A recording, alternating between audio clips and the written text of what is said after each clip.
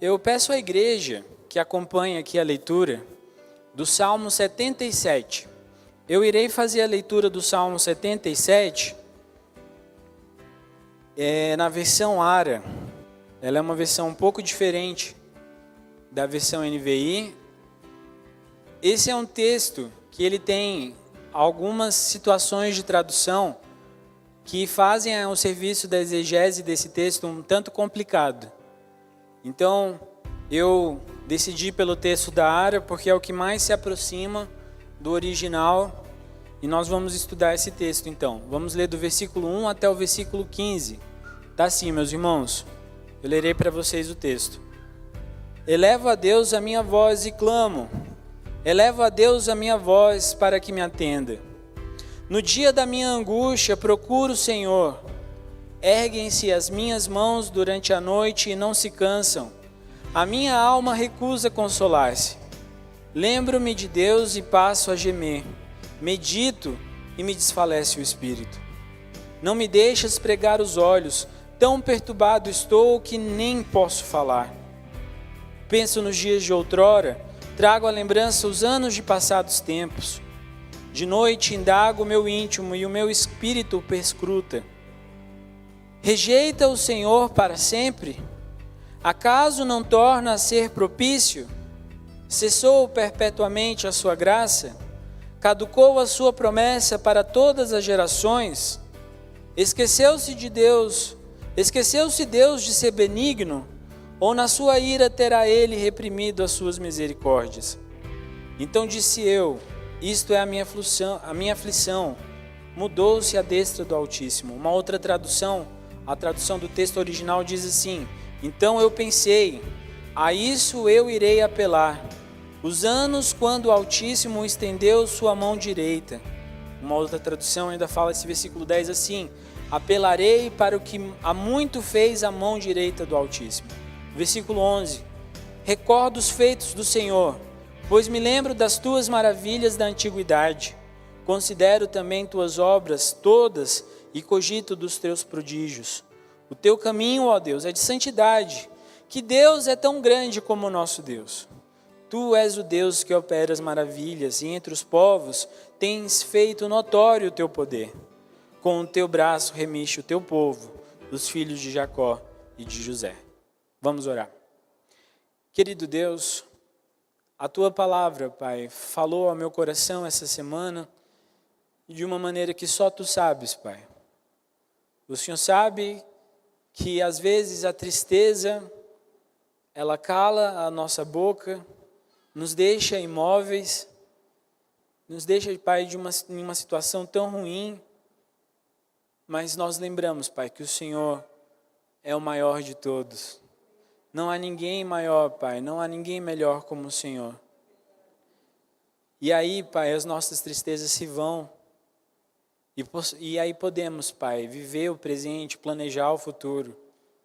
Que hoje a Tua palavra, Pai, ela entre nos corações da igreja da mesma forma que entrou no meu coração essa semana. Que a Tua igreja possa viver a Tua palavra.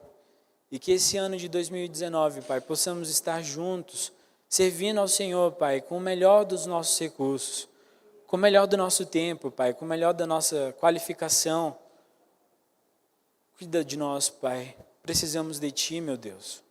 Somos frágeis. A cada vento que vem um pouco mais forte, Pai, ficamos abalados.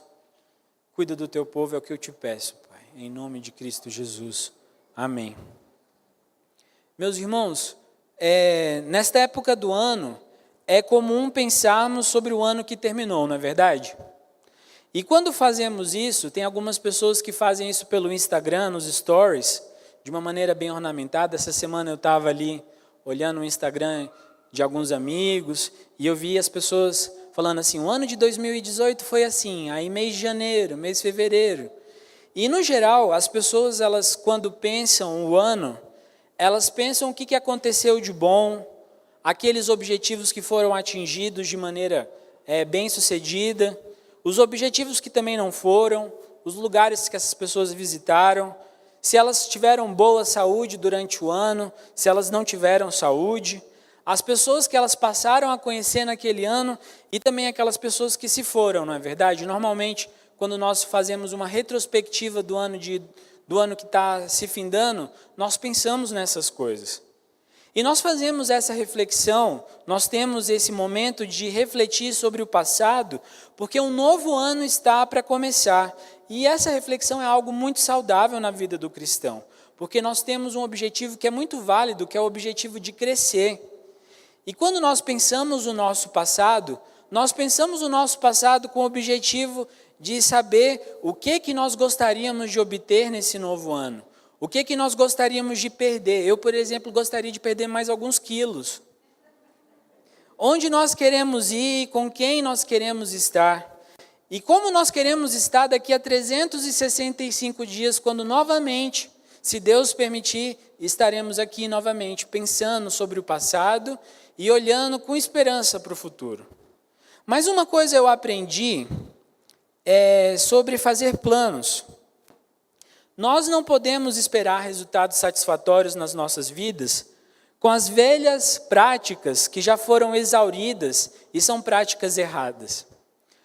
Eu não sei vocês, mas de vez em quando eu tenho um guilty pleasure, que é assistir os Simpsons. Eu sei que é meio pesado e tem algumas coisas que são muito erradas, mas o Homer me fascina em algumas coisas, sabe?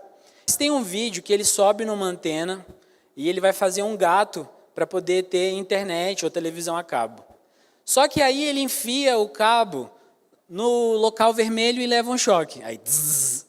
Aí depois ele tira e fala assim, fio vermelho de novo. Aí ele fala, fio verde. Agora eu vou juntar os dois. E cai.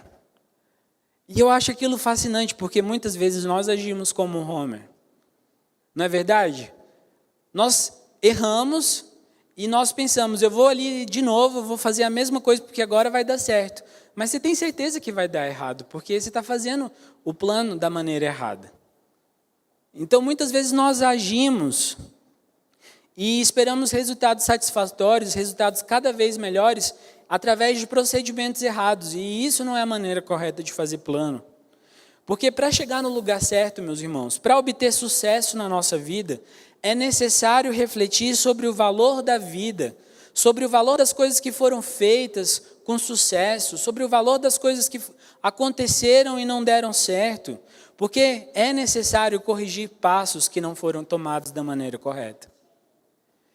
Muitas vezes, nós agimos como crentes que estão no caminho errado e acham que aquele caminho errado, em determinado momento, vai ter uma virada para o caminho certo. E eu falo para vocês o seguinte, muitas vezes, para estar no caminho certo, Cristo Jesus, nós temos que dar um passo atrás, pegar a curva, voltar, sair da pista errada e entrar na pista certa. E persistir no erro, como bem diz esse vídeo, só nos leva, meus irmãos, a erros ainda maiores e pode até mesmo levar à nossa morte. Assim, meus irmãos, com o objetivo de viver o ano de 2019 de uma maneira que honre ao Senhor, eu gostaria de meditar sobre esse texto sagrado que nós acabamos de ler e extrair algumas verdades que são importantes para a nossa vida. Em primeiro lugar, eu quero colocar para você essa noite sobre a importância da meditação. O salmista, logo no início desse texto, ele fala sobre o profundo sentimento que ele passava. Ele fala da enorme angústia que impedia a sua alma de encontrar consolo, de achar paz. E aí então, depois de meditar sobre a sua vida, ele começa a meditar sobre o que eu vou fazer com a minha vida. Olhem aí o versículo 2. No dia da minha angústia, procuro o Senhor. Erguem-se as minhas mãos durante a noite e não se cansam. A minha alma recusa consolo. A minha alma recusa a paz que é oferecida pelo Senhor. Eu imagino que esse salmista, nesse momento do texto, ele não conseguia viver os desafios do presente e ele também não conseguia planejar para viver um futuro, porque ele estava tão perturbado, o seu espírito estava tão frágil, estava tão esmagado, que isso causava imobilidade até mesmo à sua fala. Às vezes, quando eu estou para dormir ou quando eu estou acordando, eu tenho isso, eu não sei se vocês já tiveram isso, mas eu não consigo às vezes falar. Eu falo aqui na minha cabeça, mas me falta o movimento na boca. E eu fico tentando encontrar uma força para me fazer falar e aquilo me causa uma grande angústia. E é nesse momento o salmista ele está numa angústia tão forte, tão grande, que nem ao menos falar ele consegue. Ele não consegue ter energia para abrir o maxilar e emitir sons, meus irmãos. Olhem o tamanho da angústia desse irmão. E eu quero dizer para vocês essa noite que muitas vezes, quando nós somos esmagados pela tristeza, nós, o povo de Deus, nós não conseguimos permanecer de pé por muito tempo. E nós não conseguimos estar bem para planejar o futuro em honra ao Pai. O pecado, ele tem a infeliz capacidade de nos deixar agitados, de nos deixar estremecidos pela dor que existe nesse mundo. Só que ele não faz apenas isso, ele não apenas nos deixa estremecidos. Porque enquanto a verdade que algumas pessoas elas vão dar voz ao que elas sentem, queixando-se dos problemas que elas passam, isso faz parte da vida, outras vezes é notável que a tristeza é tão esmagadora que nos tira até mesmo a energia de falar e nos deixa com as nossas bocas, como se as nossas bocas estivessem costuradas. Tamanha é a dor que se sente. E eu pergunto para você, meu irmão, você já se sentiu assim, fraco, frágil? As tristezas deste mundo já te causaram tamanha dor que você não tinha nem capacidade de levantar da cama? Eu já me senti assim. E eu posso falar para vocês que isso é terrível. Quando as tristezas desse mundo invadem o nosso coração, nós pensamos, eu preferia muitas vezes ter o meu braço cortado porque a dor é imediata, é naquele momento, do que sentir essa tristeza no meu coração. Quando a angústia invade o nosso coração, muitas vezes nós preferimos a morte imediata do que aquela angústia que não se vai. E é essa dor que está aqui causando o salmista, essa dor que está invadindo a vida do salmista no Salmo 77. E eu imagino, meu irmão, que essa dor também possa ter sido vivida por você nesse ano de 2018. A dor, ela nos causa raiva, ela nos faz muitas vezes nos manifestar através da voz, através das mãos, mas ela também nos causa imobilidade. E nessa reflexão que ele faz, o salmista ele se queixa que o único antídoto para aliviar a sua angústia tornou a sua fonte de inquietude, mas mesmo assim ele prossegue de mãos estendidas, clamando por ajuda. Olha o versículo 2 novamente. No dia da minha angústia, procuro o Senhor. Erguem-se as minhas mãos durante a noite. Ele acorda, ele não consegue dormir. E elas não se cansam de ficar pedindo ao Senhor, Senhor, venha me salvar. Tim Keller diz que quando nós meditamos, nós trabalhamos a verdade até que ela afete o nosso coração. E essa é a chave para lidar com as dificuldades dessa vida. Trabalhar a verdade, trabalhar Cristo em nossos corações. Só que isso não acontece sem esforço, meus irmãos. É necessário meditar, é necessário pensar. Não basta apenas você chegar ao fim deste ano e falar assim, pastor, neste ano de 2018 eu li a Bíblia. Mas se você não leu a Bíblia e não meditou na palavra, de nada adiantou, porque você leu apenas palavras, você não pensou sobre elas. E é necessário meditar, é necessário pensar. Nós vivemos em uma cultura que rejeita o pensamento. Vocês já pensaram que os aplicativos fazem o que você deveria fazer, a sua obra de pensar? Muitas vezes a internet já dá tudo mastigado para você e você não tem o trabalho de juntar as informações e produzir uma informação nova. É por isso que tantas pessoas ficam cansadas em fazer trabalhos de conclusão de curso. Porque o trabalho de conclusão de curso te força a pensar, a argumentar, a pegar ideias diferentes e organizar essas ideias para trazer uma informação nova. E as pessoas do nosso tempo, elas não estão acostumadas a pensar. Porque pensar traz dor, pensar traz conflito. Quando eu penso a palavra de Deus, eu entro em conflito comigo mesmo. Porque a palavra de Deus, ela me lê. Quando eu leio a palavra de Deus, eu sou lido por ela. Quando eu leio a palavra de Deus, as minhas ações, os meus pensamentos, eu vejo que estão escritos naquele livro. E o que Deus pede de nós nesse novo ano, meus irmãos, é a capacidade, a disposição de pensar, a disposição de meditar. Nós precisamos meditar. O salmista aqui, ele não está apenas ventilando o seu sentimento, a dificuldade que ele tem, que esse sentimento está causando para ele, mas ele está redirecionando os seus pensamentos e os seus sentimentos sobre a verdade de Deus. Quando você lê esse Salmo 77, a primeira vez que você lê, você pode pensar, mas como esse salmista está falando isso? Por que ele está questionando a Deus? Por que ele faz isso?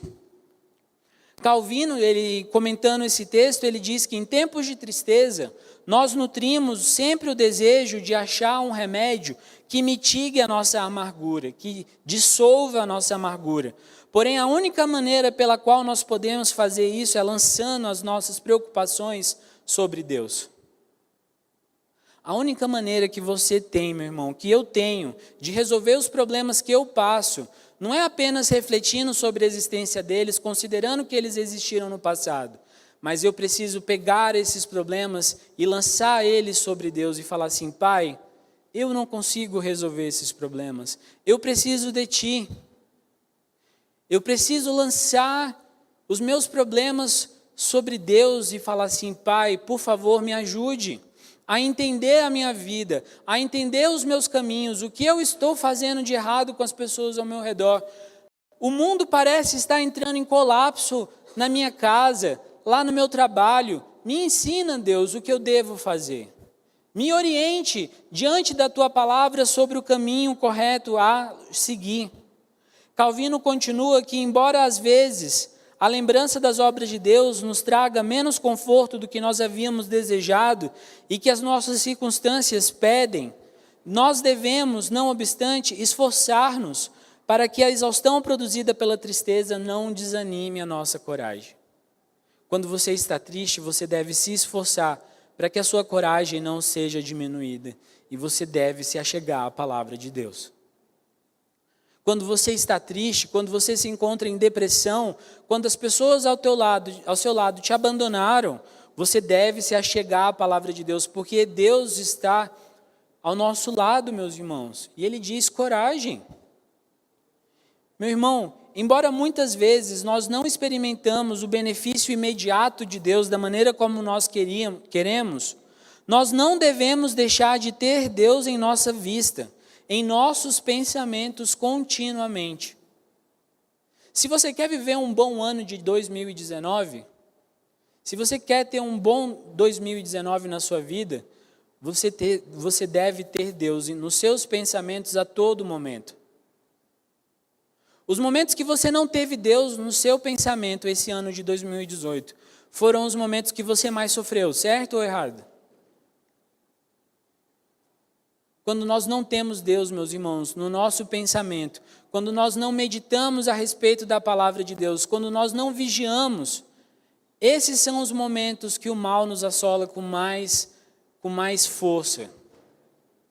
Quando nós estamos na palavra, quando meditamos na palavra, quando a palavra de Deus está no nosso coração, quando sabemos de coração a palavra de Deus, os problemas nos afetam, sim, mas eles não levam a nossa tristeza da mesma forma quando eles nos afetam quando nós estamos despreparados. Quando o crente está preparado, quando o crente pensa na palavra de Deus, as tristezas desse mundo não o abalam da mesma maneira que é do contrário. Sempre que as dúvidas assaltarem as nossas mentes, enchendo as nossas mentes de angústias e preocupações intermináveis, nós devemos aprender a obter uma resposta para a seguinte pergunta: por acaso Deus mudou a sua natureza ao ponto de não ser mais misericordioso? Não. Ele não muda. Acaso Deus rejeita o seu povo para sempre? Não, Ele não rejeita o seu povo. Jamais. O Senhor cessou de derramar a sua graça para sempre? Não. O salmista pergunta, Ele se esqueceu, Deus se esqueceu de ser bondoso conosco? Não. As suas promessas ainda têm validade para nós hoje? elas têm validade para nós, meus irmãos. As promessas de Deus não se cessaram. Quando nós passamos por problemas, nós devemos meditar e nós devemos nos perguntar a respeito do ser de Deus, os atributos de Deus, para entender que Deus, Ele nunca desampara o seu povo. Quando você estiver triste, depressivo no seu quarto, quando você não tiver forças para levantar, você deve se perguntar: Deus, Ele abandona o seu povo? Deus abandonou o seu povo no Egito? Deus abandonou Davi quando ele mais precisava? Deus abandonou Cristo na cruz? Deus abandonou Paulo? Hoje de manhã nós estudamos sobre o reverendo José Maria da Conceição, e eu me pergunto, Deus abandonou esse homem quando ele caminhava para a sua morte, voltando para a cidade onde ele haveria descansar? Em nenhum momento Deus abandonou o seu povo. Deus não nos abandona. Deus não nos abandona. O salmista, ele não se queixa propriamente de Deus aqui nesse texto. E ele nem busca encontrar uma falha em Deus. Mas antes ele pensa consigo mesmo e conclui, à luz da natureza de Deus, que é impossível que ele não dê seguimento ao seu gracioso favor em prol do seu povo. É impossível que Deus abandone o seu povo. É impossível que a sua graça se cesse. É impossível que caduque as suas promessas com todas as gerações. É impossível que ele rejeite o seu povo para sempre, meus irmãos. É impossível. O povo de Deus, nas suas aflições, deve indubitavelmente pôr diante de Deus os seus olhos e evocar a sua memória, não só as bênçãos divinas que Ele tem para nós individualmente, mas para todas as pessoas que compõem a igreja. Muitas vezes, quando nós nos lamentamos pela nossa vida, pelo que tem acontecido conosco, nós só olhamos para a nossa história e fala assim, na minha vida tudo tem acontecido e muitas coisas têm acontecido de ruim esse ano. Muitas coisas me aconteceram que eu não me agrado esse ano. Mas quando eu olho para o coletivo, quando eu vejo a igreja, eu vejo que essa igreja cresceu, meus irmãos. Apesar de membros terem ido embora, membros chegaram. Tem uma família ali, o Lucas e a família dele, que chegaram ao nosso seio, estão conosco. Outros visitantes têm vindo à nossa igreja. No início do ano, no YouTube, nós tínhamos cerca de 100 assinantes. Hoje nós temos quase 600. Alguns vídeos saíram de visualização de 1.000 e pouco, e hoje estão em mais de 15 mil visualizações. Pessoas têm ouvido a palavra de Deus através dessa igreja, meus irmãos. Deus tem abençoado a vida dessa igreja. Quando eu me lembro da família da fé e eu vejo que famílias foram assistidas e elas não estão mais em fome, as pessoas não estão mais abandonadas, eu vejo que a igreja tem atuado na vida das pessoas. Quando eu me lembro do coral da nossa igreja, que aqui com tanto cuidado cantou para a igreja e muitas pessoas ouviram a palavra de Deus, isso me emociona. E eu começo a olhar para os meus problemas e eu começo a ver que os meus problemas não são tão grandes, porque Deus tem feito maravilhas no meio do seu povo. Hoje cedo nós estudamos a respeito da implantação do presbiterianismo no Brasil. E foi possível ver que Deus agiu através de poucos homens para que mais de 1 milhão de presbiterianos existissem hoje. Isso é bênção. É Deus não abandonando o seu povo através da história.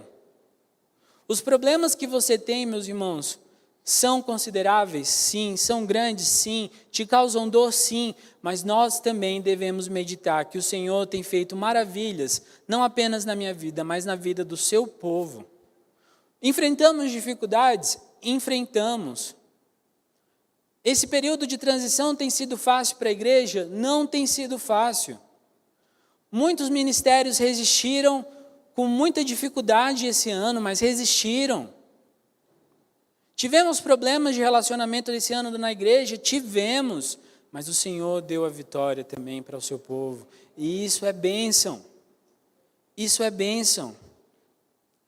Então, nós precisamos fazer as perguntas certas quando nós meditamos. Não é apenas meditar sobre a minha vida, sobre o que aconteceu de errado na minha vida, mas é necessário meditarmos também sobre o que tem acontecido no meio do povo de Deus e falar assim: Deus tem sido fiel conosco. Firmes nas promessas do Senhor Jesus, Ele tem sido fiel com essa igreja. Em último lugar, eu quero colocar aos irmãos que é importante meditar e argumentar o seu caso com Deus. É necessário argumentarmos o nosso caso com Deus. É interessante pensar que advogados, eles somente vão apelar quando o caso que eles trabalham teve uma conclusão diferente do que eles esperavam nas cortes inferiores. Essa é a única razão que alguém vai apelar. Ninguém vai apelar se o caso deu certo e se está tudo certinho e de acordo. Os advogados só apelam quando há alguma coisa contrária ao resultado que eles esperavam. E aqui nesse texto, no versículo 10, nós temos o salmista apelando ao Senhor. Eu gosto da tradução da NVI em inglês, porque ela fala assim no versículo 10. Então eu pensei, a isso eu irei apelar, os anos quando o Altíssimo estendeu a sua mão direita. O salmista está vivendo um período aqui de dor e dificuldade, de angústia que cala sua alma. E ele chega ao Senhor: Pai, eu vou me lembrar nesse momento das coisas boas que o Senhor fez comigo. E ele continua no versículo 11: Recordo os feitos do Senhor, pois me lembro das tuas maravilhas na antiguidade. O salmista, ele olha bem para trás, meus irmãos. Ele olha para o período que o povo andava no deserto. Ele olha os livramentos que o povo teve nas guerras. Ele olha todo o cuidado de Deus através dos reis. E ele vê que Deus, ele é um Deus que faz maravilhas desde a antiguidade. Deus faz maravilhas no nosso meio, meus irmãos, desde antes de nós nascermos. Deus pensava nesse dia de hoje, quando ele trouxe Simonton em 1859. Ele pensava em Simonton naquela época, já sabendo que hoje nós estaríamos aqui por causa do serviço daquele irmão. Ele preparou o trabalho para que hoje pudéssemos estar nessa igreja, meus irmãos. Os pastores que passaram por aqui, os presbíteros, os diáconos, o Senhor fez maravilhas no meio dessa igreja para que hoje ela estivesse aqui. Considero também, versículo 12, considero também nas tuas obras todas e cogito dos teus prodígios. O teu caminho, ó Deus, é um caminho de santidade, o Senhor só faz coisas perfeitas, todos os teus caminhos são perfeitos, meu Deus. Que Deus é tão grande como o nosso Deus. Então ele vai ao Senhor e na oração ele apela ao Senhor: Senhor, não existe Deus maior que o Senhor. Eu me lembro, Pai, de todas as coisas que o Senhor fez, e agora o meu coração não é mais tão doído como estava no início desse salmo. Tu és Deus que opera maravilhas, e entre os povos tem feito notório o teu poder. Eu acho isso maravilhoso. Deus tem feito notório o seu poder entre todas as nações. Não existe uma nação na terra, neste momento, que não saiba do poder de Deus, meus irmãos. O poder de Deus é manifesto nesse meio. O poder de Deus, ele é manifesto nas nossas casas. Quando Deus poupa a nossa vida de um acidente. Se você está aqui, Deus te livrou de inúmeros acidentes ao longo do caminho, meus irmãos. Se você está aqui hoje para ouvir essa palavra, é porque Deus sustentou a sua vida todo esse tempo, todos esses 365 dias. Ele te deu alimento, Ele te deu saúde, Ele te deu trabalho, te deu uma casa, te deu uma cama para dormir. O Senhor tem feito maravilhas no nosso meio e nós precisamos reconhecer isso. Quando nós meditamos, não apenas na nossa vida, mas também consideramos o povo de Deus, quando nós vamos até o Senhor e reconhecemos diante do Senhor tudo que Ele fez com poder, com autoridade, nós vemos, meus irmãos, que essa vida ela não é tão triste assim. Nós vemos felicidade, nós vemos esperança. Eu posso esperar um 2019 mais feliz, porque o Senhor, Ele age no meio do seu povo. Eu posso esperar um 2019 com menos problemas, porque eu sei que o Senhor tem controle das nossas vidas. Nós servimos a um Deus providente. O mesmo Deus que cuidou de Jacó e de José, Ele cuida de nós hoje. É o mesmo Deus, meus irmãos. O salmista, ele argumenta contra o seu próprio coração, que tinha dado o veredito que ele não poderia ter mais esperança e sim só tristeza. Ele diz: se um Deus tão poderoso como este nos ama, então de que eu vou ter medo? De que temerei? Por que ficarei triste? E ele se maravilha com o poder que Deus mostra no passado, para poder enfrentar os desafios do presente. Nesse ano, quando você estiver planejando o seu 2019, medite sobre o seu passado imediato, medite sobre os erros que você fez esse ano. Mas lembre-se do seu Criador. A única forma de termos um 2019 que seja digno do Senhor, um 2019 que seja perfeito, que seja um ano de paz e tranquilidade para a nossa nação, para nossas famílias, para as nossas casas, para a nossa igreja, é se nós colocarmos todos os nossos problemas no Senhor e falar: aqui, Pai, está a minha vida, está o meu coração, todos os meus problemas eu coloco sobre o Senhor, porque eu sei que o Senhor é o único que pode dar bom resultado desses problemas. Deus, Ele pode fazer maravilhas nas nossas vidas, mas precisamos deixar de ficar tanto no controle como nós queremos estar. Somos pessoas, a nossa cultura incentiva esse controle. A nossa cultura incentiva estar em controle de todas as coisas, mas nós precisamos descansar mais no Senhor. E falar: Deus, seja a tua vontade, faça o que o Senhor quiser de mim, haja na minha vida da maneira como o Senhor quiser. Faça a sua vontade no nosso meio, no meio da tua igreja. Meus irmãos, que Deus dê um ano abençoado para cada um de vocês. Que vocês possam aprender a vontade de Deus. Que vocês possam viver essa vontade. Que vocês sejam crentes maduros, que eu possa ser um crente maduro. Que a minha fé possa ser inabalável. Nesse momento eu me lembro da Betânia. Ela está lá em Camboriú com a sua irmã, passando por um momento de necessidade. A sua mãe está no leito, correndo risco de perder a sua vida. Que Deus dê fé àquela irmã para passar esses dias. Que Deus abençoe aquela irmã com coragem para lembrar do Senhor.